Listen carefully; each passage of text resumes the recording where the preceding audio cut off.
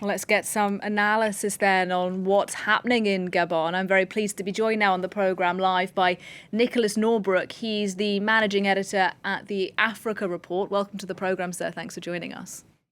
Thank you.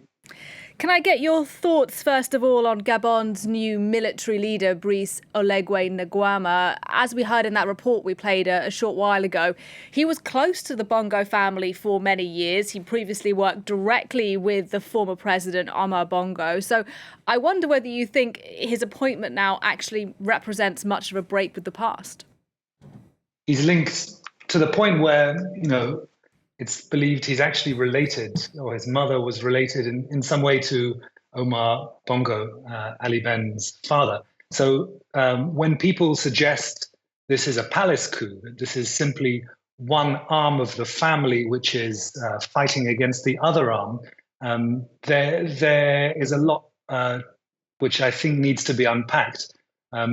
If this really was about irregularities in the election, which is what the commander of the presidential guard claims is behind the coup, the fact that this election was stolen, then one would expect the runner-up in the election to either be handed the prize of the presidency or at least be very much implicated in this transition process. Now, it's very early days, and maybe that is what's going to happen, but certainly that would be a red flag for all those who believe this is a palace coup if the opposition is sidelined again.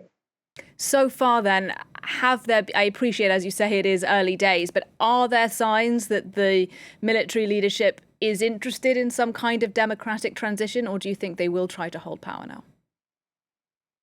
It does appear as though they are making all the right noises in terms of saying they want a transition, but when one sees images of the commander Oligui being bounced on the shoulders of his men, and the men are shouting "Oligui Président," it rather suggests that this is a coup where the people who carry out the coup stay in power.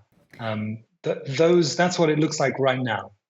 And that may be the case, but something that's really rather interesting, I find, is the images we've seen coming out of Libreville in the past 24 hours. People sort of celebrating, delighted apparently, that the military have seized power. As we heard in that report a bit earlier as well, Gabon has quite a bit of oil wealth, but lots of people in the country are really poor. So does that suggest to you actually the military leadership for the moment has quite a bit of support in Gabon? Some of the key opposition coalitions have been saying things like, we are emerging from a national coma. Finally, the military have done what we've not managed to do democratically. And there is absolutely euphoria because 55 years of a single family running a country can only really mean one thing.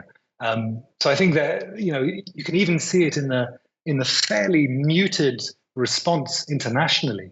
You have not seen many African leaders rush out to say this is outrageous. The head of the African Union did his usual speech about how coups are not tolerated. But even sort of the heavyweight players such as France, which is deeply, deeply implicated in the economy, while they condemned the coup, they did say that they recognized there had been severe irregularities in the election. So of course, there is a general feeling that it is a good thing to have turned the page on the bongos. I guess what everyone is waiting to find out is, have we really turned the page on the bongos, or is this the replacement of the bongos by another bongo-like system? And of course, we'll have to wait and see, what happens, as you say, in the days and weeks ahead. But in terms of that initial international response that you touched upon, the African Union is supposed to hold a meeting on the situation in Gabon today. The Central African Bloc, ECAS, is also meeting. Do you think we'll hear anything tangible coming out of these meetings? Should we expect much? I think if ECOWAS, led by a civilian leader in President Tinubu, couldn't manage to corral West African leaders behind any kind of intervention in Niger, we are very, very unlikely to see any kind of intervention, as it were, in Gabon. I think what we will probably see is the usual round of diplomatic condemnation, etc., and largely a wait and see approach to the next moves of Commander Oligui. And just a final thought, you mentioned that coup d'etat in Niger just a month ago, this then being the 8th coup in Central and West Africa in the past 3 years. How is what we're seeing in Gabon sort of a part of a coup contagion, or is it quite distinct from what we've witnessed earlier this year in Niger and in places like Mali as well? I think there's an element of timing.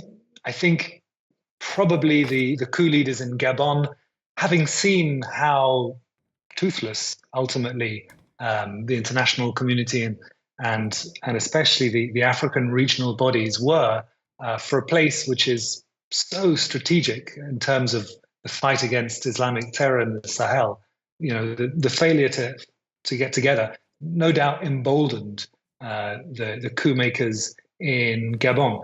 And it may well be some kind of a domino effect. Each coup emboldens the next set of coup makers. Nicholas Norbrook from the Africa Report. Thank you very much. Thanks.